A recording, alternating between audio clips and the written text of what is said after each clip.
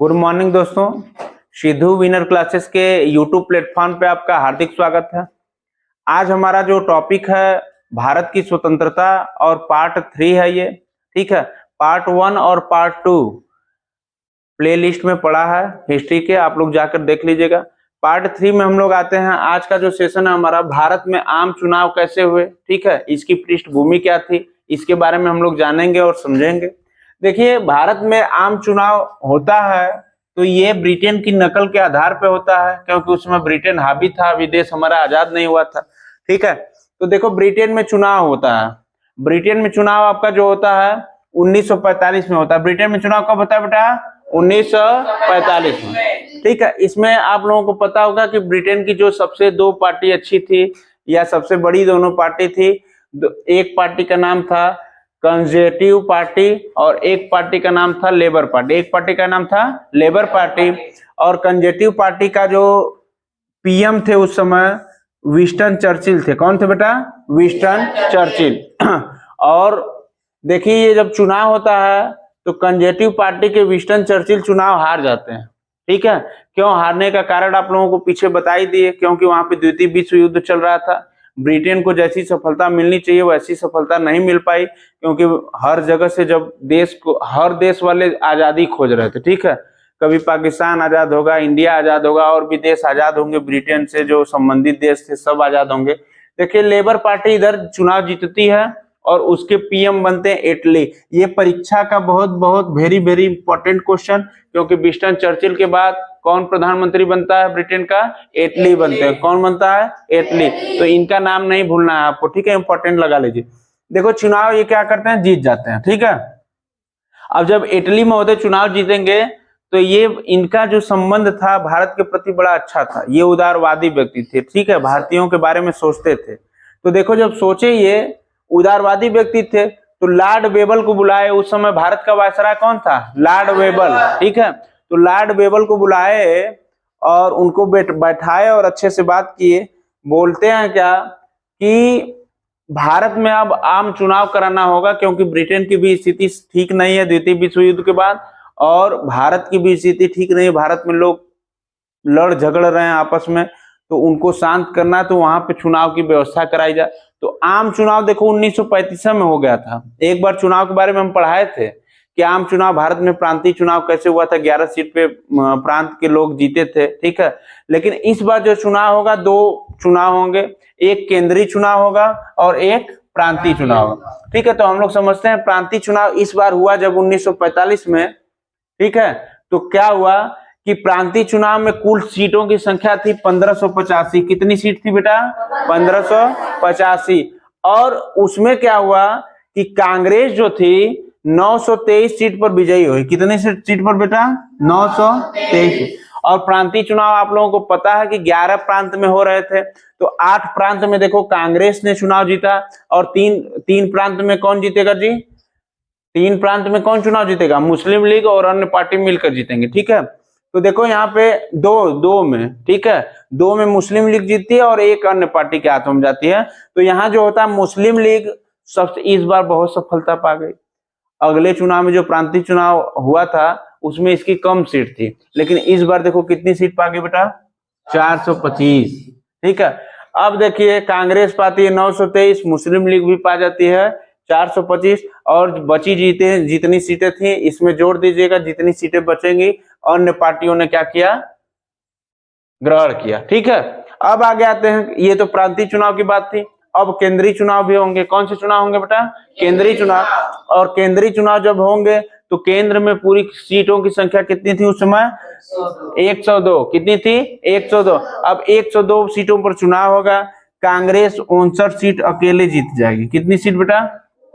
59 seat. 59 seat का मतलब होता है पूर्ण बहुमत। क्या होता है? पूर्ण बहुमत, क्योंकि पूर्ण बहुमत जो चाहिए था 51 चाहिए था, और यहाँ पे जीते कितने हैं? 59। देखिए मुस्लिम लीग कितनी सीट जीतती है? 30 सीट। मुस्लिम लीग कितनी सीट जीतती है? 30 सीट। और यूरोपीय उस समय दल बन गया था। यूरोपीय जो दल था बेटा 8 सीट जीता। कितनी सीट? 8 सीट। और अकाली दल बना था, 3 सीट जीता, और अन्य जो बचे कुचे चुनाव लड़े गए थे 3 सीट जीते। ठीक है, टोटल हमारा कितना हो जाता है? 102। ठीक है। देखिए बेटा, कैबिनेट मिशन 1946 में आया था और ये टॉपिक जो है बहुत ही इंपॉर्टेंट है परीक्षा के लिए, ठीक है, क्योंकि हम लोग झंडा लहराएंगे इसी टॉपिक से, ठीक है। तो ये 1946 में हुआ था कैबिनेट मिशन, और इसमें क्या क्या हुआ था इसके बारे में हम लोग जानेंगे। देखिए 14 मार्च 1946 को तय होता है कि भारत के लिए 3 सदस्यीय टीम जाएगी, ठीक है। उस समय जो वायसराय से उनके साथ बैठक हुई और तय हुआ कि 18 मार्च 1946 को 3 सदस्यीय टीम ब्रिटेन से कहां जाएगी, भारत जाएगी। अब होता क्या है कि भारत जाकर करेंगे क्या हम लोग, तो इसमें रखा गया कि आप राजनीतिक गतिरोध को दूर करेंगे, जो पार्टियां आपस में लड़ रही हैं, राजनीति कर रही हैं, उसको क्या करने, दूर करने का प्रयास करेंगे। दूसरी बात क्या होगा कि सामाजिक गतिरोध को दूर करने का प्रयास करेंगे। सामाजिक गतिरोध भारत में क्या था, धार्मिक था। जैसे मुस्लिम लीग को पाकिस्तान चाहिए था, हिंदुओं को क्या चाहिए था, भारत स्वतंत्र चाहिए था। तो इसमें क्या है कि कुछ और धर्म के लोग, जाति के लोग आपस में लड़ रहे थे, तो उनको मनाने का क्या करना था, प्रयास करना था, ठीक है। अब आगे बात होती है कि देखिए ये 14 मार्च 1946 को तय हुआ, लेकिन 10 दिन लग गए, 10 दिन लग गए 24 मार्च 1946 को भारत पहुंचने में। कितने दिन लग गए बेटा, 10 दिन। तो एग्जाम में पूछेगा कि भारत यह सदस्यीय टीम कब पहुंची, तो बताओगे 24 मार्च 1946 को। अगर एक भी ये भी डेट याद हो जाती है तो इसमें 10 प्लस ऐड कर दोगे तो 24 हो जाएगा। बात समझ रहे हो।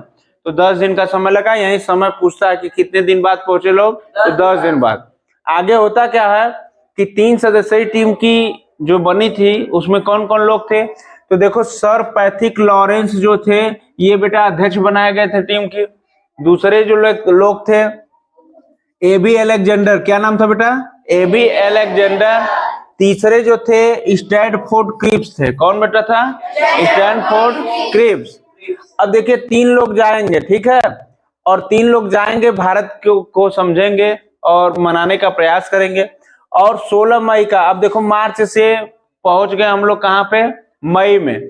तो 16 मई 1946 को एक योजना बनाकर भारत के सामने या भारत के लोगों के सामने क्या करेंगे, प्रस्तुत करते हैं, ठीक है।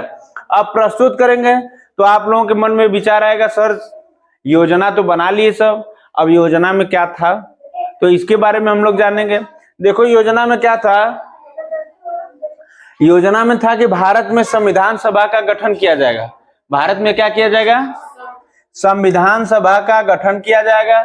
संविधान को बनाया जाएगा, एक नया कानून बनाया जाएगा जिसके हिसाब से भारतीयों को क्या करना पड़ेगा, रहना पड़ेगा, शासित होना पड़ेगा। आगे देखो भारत में तत्काल रूप से अंतरिम सरकार का गठन किया जाएगा।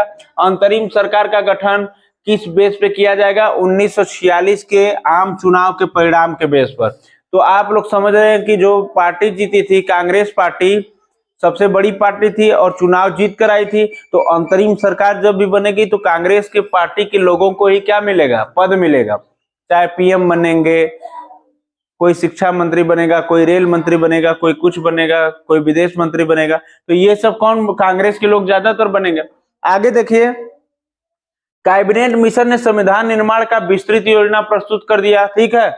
और अंततः वायसराय बुलाते हैं किसको, उस समय के जो आजादी के समय के नजदीक के समय के संघर्ष तो इन्होंने बहुत कम झेला, संघर्ष तो सब महात्मा गांधी और गरम दल और नरम दल के नेताओं ने झेला, लेकिन अंत में जो मोस्ट पावरफुल इनके मोतीलाल नेहरू के बच्चे थे, क्या इनका नाम था, जवाहरलाल नेहरू, तो इनको बुलाए वायसराय, ठीक है, बुलाते हैं और बोलते हैं कि पंडित जी आप क्या करिए, अंतरिम सरकार बना लीजिए। क्या करिए, अंतरिम सरकार बना लीजिए।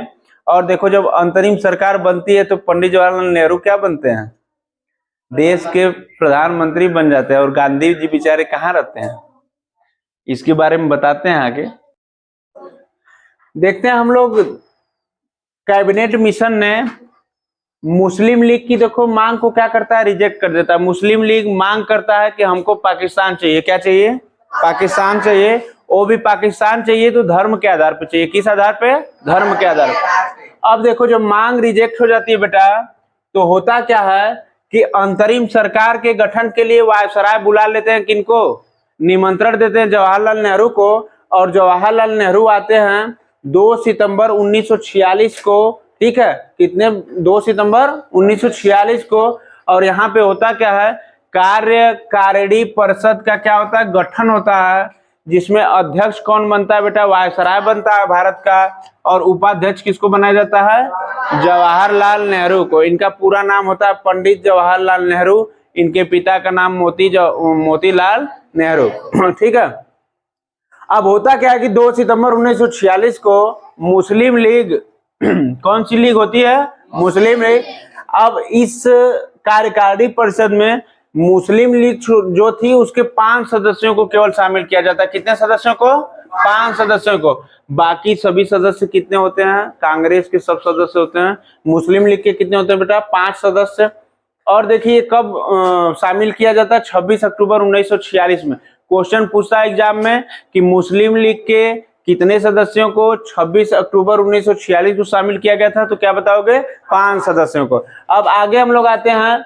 अब देखो मोहम्मद अली जिन्ना थे, कौन थे, मोहम्मद अली जिन्ना, जो कि मुस्लिम लीग के अध्यक्ष थे। तो उन्होंने क्या किया कि जिन्ना असंतुष्ट थे, खुश नहीं थे, ठीक है, कार्यकारिणी परिषद से क्या थे, असंतुष्ट थे। तो इन्होंने धमकी दी, किसको धमकी देते हैं बेटा, अब ब्रिटेन सहित पूरे भारतवासियों को, कांग्रेस के लोगों को क्या की, धमकी दी। और बोलते क्या है कि पाकिस्तान की मांग अगर हमारी नहीं मानी गई तो हम क्या करेंगे, प्रत्यक्ष कार्यवाही दिवस मनाएंगे। और ये डेट पूछा एग्जाम में कि प्रत्यक्ष कार्यवाही दिवस कब मनाया जाता है, तो बताओगे 16 अगस्त 1946।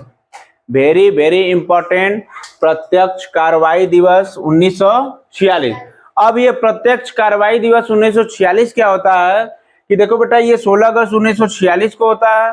अब बंगाल के उस समय पीएम कौन थे, बंगाल के प्रधानमंत्री, क्योंकि भारत में जो 11 प्रांत में चुनाव हुए थे उसमें प्रधानमंत्री चुने जाते थे। तो जो बंगाल के प्राइम मिनिस्टर थे उनका नाम क्या था, हुसैन सुहावर्दी। क्या नाम था बेटा, हुसैन। देखो बेटा, इनका नाम नहीं भूलना है, ठीक है। ये अपने कार्यकाल में इनके इतना बड़ा हिंसा हुआ। हुसैन सुहावर्दी थे, बंगाल प्रांत के पीएम थे। और आगे बात होती है कि देखो उस समय उस जगह पे क्या हुआ था, नोआखली नामक जगह थी जो कि बंगाल के असम के नजदीक था, ठीक है। वहां पे हुआ क्या कि बंगाल की सड़कों पर खून की नदियां बहा दी गई। किसकी नदियां बेटा, खून की नदियां। अब खून की नदियां किसकी बहाई जा रही हैं, देखो लाखों हिंदुओं की निर्मम हत्या कर दी गई। कितने हिंदुओं की, लाखों हिंदू। लगभग ये आंकड़ा इस समय दिखाता है कि 18 लाख प्लस हिंदुओं को क्या किया गया, काट दिया गया, मार दिया गया, ठीक है। तो खून की नदियां बह रही थी। आगे देखिए, दुकानों का लूटपाट हो रहा था, जितने हिंदुओं की दुकानें थी क्या किया गया, उसको लूट लिया गया। और अब हुआ क्या कि ब्रिटेन उस समय सरकार में थी, ब्रिटेन ने अपना पूरा पावर, जितने भी टैंक थे, सैनिक थे, सब कुछ बंगाल में लगा दिया, किसको रोकने के लिए, इस हिंसा को रोकने के लिए। लेकिन हिंसा इतनी उग्र थी, लोग इतने उग्र थे कि लोगों ने नहीं माना। और अंततोगत्वा महात्मा गांधी उस समय दिल्ली थे, और दिल्ली से महात्मा गांधी पहुंचे कहां पे बेटा, नोआखली स्थान पे पहुंचे जो बंगाल में था। और वहां पे पहुंचने के बाद जब लोगों से बात किया तो मामला जाके क्या हुआ, शांत हुआ। जब मामला शांत हुआ तो ये जो माउंट बेटन उस समय वायसराय था भारत का, तो भारत का पूछेगा अंतिम वायसराय कौन था, तो बताओगे अंतिम अंग्रेज वायसराय, तो बताओगे माउंट बेटन उस समय वायसराय थे। तो गांधी जी के बारे में बोलते हैं कि गांधी जी, हमने तो अपनी 50,000 सेना, टैंक, पिस्टल, बंदूक सब लगा दिए, लेकिन ये सब कंट्रोल नहीं हो रहे थे, और आपके आने से ये मामला क्या हुआ, शांत हो गया। तो माउंट बेटन महात्मा गांधी के बारे में बोलते हैं कि ये वन मैन बाउंड्री फोर्स, ठीक है। आप क्या है कि एक ऐसे आदमी है जिन्होंने क्या किया, हिंसा को रोका। आगे देखो, आपने, कहते हैं वायसराय कि आपने वह काम करके दिखाया है जो काम हमारे 50,000 सैनिकों ने मिलकर नहीं कर पाया, ठीक है। अब कितने लोगों की मृत्यु होती है मैं आगे पढ़ा रहा हूं, ठीक है।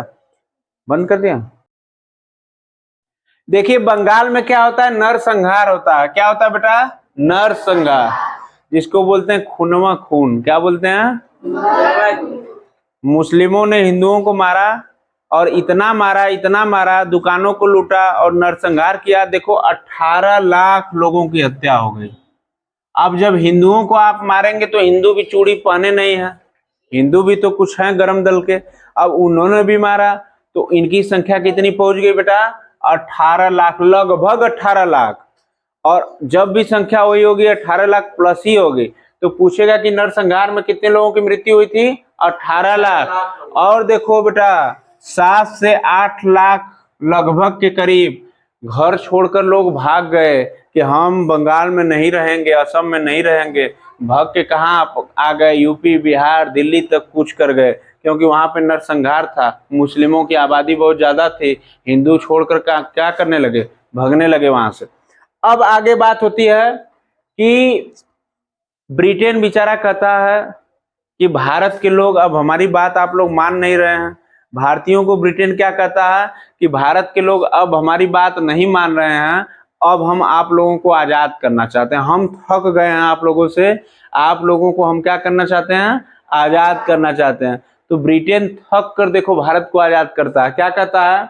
22 फरवरी 1947 को ब्रिटेन कहता है, घोषणा कर देता है कि हम भारत को क्या देंगे? आजाद देंगे। पहला एग्जाम का क्वेश्चन है, बहुत इंपॉर्टेंट, कि ब्रिटेन कब कहता है कि हम भारत को आजाद कर देंगे? 20 फरवरी 1947 को। ठीक है, इस डेट को नहीं भूलना है। और वह जून 1948 में भारत को स्वतंत्र कर देने का क्या करता है? कहता है। ठीक है, आगे देखिए होता क्या है कि जब तक ये ब्रिटेन वाले घोषणा करते हैं बेचारे कि देखो जून तक हम हाथ पैर जोड़ ले रहे हैं, जून तक आप लोगों को क्या करेंगे? आजाद कर देंगे। लेकिन बीचवा में देखो 20 फरवरी के बाद मार्च का समय आता है। कब, किसका समय आता है? मार्च का।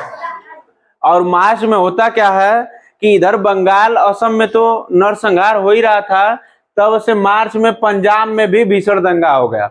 अब पंजाब में जब भीषण दंगा हुआ तो पंजाब में भी लोग मारे गए। ठीक है, यहाँ पे हिंदू मुस्लिम में झगड़ा हुआ था तो कितने लोग, बहुत सारे लोग मारे गए। ठीक है, अब आगे क्या होता है कि उस समय के जो कांग्रेस के अध्यक्ष थे पंडित जवाहरलाल नेहरू थे, और एक व्यक्ति थे बेटा सरदार पटेल थे। अब इन्होंने क्या किया कि हम लोग यहाँ पे जो भारत की जनता है आपस में लड़ रही है, बहुत सारे लोग मारे जा रहे हैं, बहुत सारे लोग घर छोड़ दे रहे हैं, यहाँ पे भूखमरी है, बेरोजगारी है। अब ये लोग जाते हैं ब्रिटेन के माउंटबेटन से, ठीक है, जो माउंटबेटन वहां के थे उनसे मुलाकात करते हैं, जो भारत के वायसराय थे माउंटबेटन। ठीक है, अंतिम वायसराय चल रहा है, तो भारत के जो वायसराय थे माउंटबेटन उनसे मुलाकात करते हैं और कहते हैं कि हे भैया, क्या कहते हैं? हे भैया, अब भारत पाकिस्तान का बंटवारा कर दीजिए, अब हमसे बर्दाश्त नहीं होता। देखते हो घर में जब किसी के अलगाव होता है, दो भाई अलग होते हैं, तो महिलाएं परेशान कर दिया करती हैं। महिलाएं क्या करती हैं? परेशान कर दिया जाता है। कोई देखो लड़की बुरा नहीं मानेगी। अधिकांश घरों का जो बंटवारा होता है महिलाओं की वजह से होता है। महिलाओं को भी गलती नहीं है। क्यों होता है? क्योंकि महिलाएं एक जगह पे स्थिर रहती हैं, पुरुष अपना घूमते रहते हैं, उनका दिमाग बढ़ता रहता है। अब महिलाएं क्या है, एक जगह पर स्थिर हैं, फलनवा का कह दिलस, अब वो दिमाग में नोट की हैं, अरे कहीं घूमने जाएंगे, ले जाइए आप कश्मीर घुमाइए, कहीं पे घुमाइए, तो ब्रेन क्या होगा कि फलनवा जो कहे थे भूलता है कहीं घूमने फिरने से। लेकिन आप एक के जगह पर वहीं काम, खाना बनाओ, बर्तन मांजो, झाड़ू लगाओ, तो दिमाग में बात याद रहती है, उनकी भी गलती नहीं है।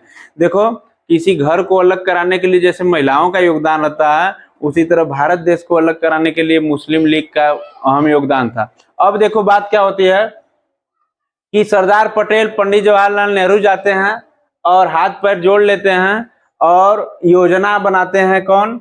अब योजना बनाते माउंटबेटन, कहते हैं ठीक है आप सही कह रहे हैं पंडित जवाहरलाल नेहरू जी और सरदार पटेल जी, अब हम लोग क्या करेंगे, एक योजना बनाते हैं। उस योजना का देखो वीपी मेनन थे। कौन थे? वीपी मेनन एक व्यक्ति थे और दूसरा व्यक्ति था लॉर्ड माउंटबेटन। कौन था? Lord Mountbatten. दो व्यक्ति थे। अब देखो वीपी मेनन जो थे योजना प्रस्तुत करते हैं कब? 3 जून 1947 को। कब योजना प्रस्तुत करेंगे बेटा? 3 जून 1947 को।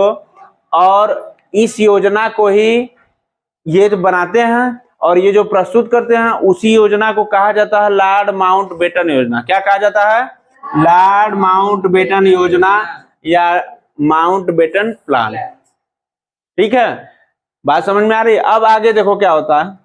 अब ये योजना भेजी जाती है ब्रिटेन, बात हो रही है भारत की।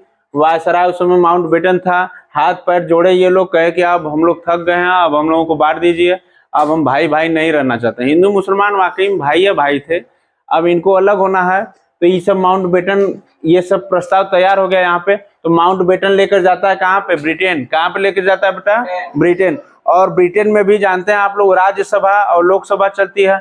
लोकसभा का मतलब होता है निम्न सदन और राज्यसभा का मतलब होता है उच्च सदन। तो ये जब लेकर गए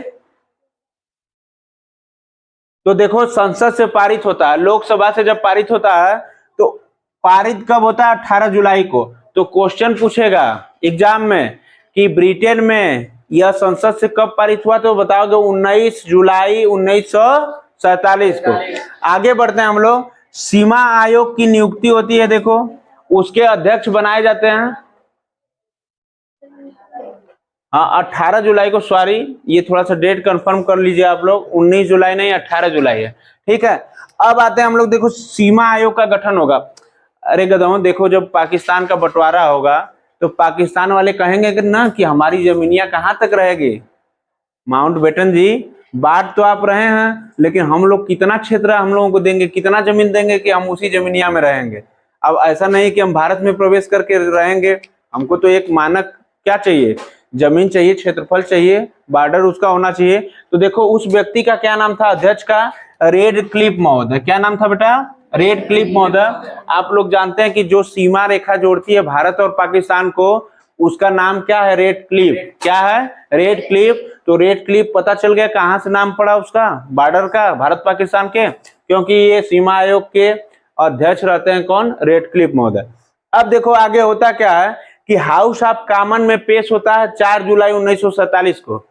देखो पेश करना एक अलग चीज होती है और पारित करना एक अलग चीज है। पूर्ण रूप से पारित हो गया 15 जुलाई 1947।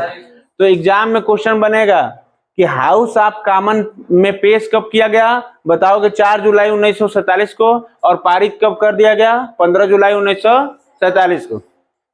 अब हम लोग आगे बढ़ते हैं।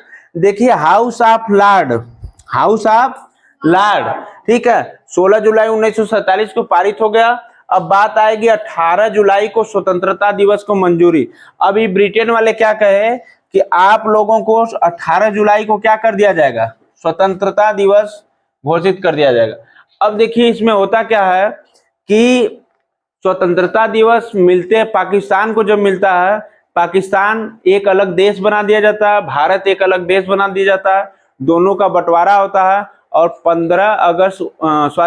14 अगस्त 1947 को पाकिस्तान दिवस मनाया जाता है और 15 अगस्त 1947 को भारत की स्वतंत्रता की आजादी मनाई जाती है। ठीक है, तो ये रहा हमारा भारत स्वतंत्र कैसे हुआ। अब देखो जब भारत स्वतंत्र हो गया तो भारत में संविधान बनेंगे, प्राइम मिनिस्टर होंगे, शिक्षा मंत्री होंगे और भी रेल मंत्रालय होगा, सब मंत्रालय को बांटा जाएगा। और हमारे पास कितने झंडे उपलब्ध होंगे, कौन से कलर के क्या रहेंगे, और हमारा जो सॉन्ग होगा क्या होगा? भारतीय सॉन्ग। राष्ट्रगान हमारा क्या होगा? राष्ट्रगीत क्या होगा? राष्ट्रीय पशु क्या होंगे? राष्ट्रीय पक्षी क्या होंगे? इस सब को क्लास में आगे पढ़ाया जाएगा। और अब तक हम लोग क्या हो गए, अब भारत को स्वतंत्र कर लिए। ठीक है, thanks for watching my class, my video.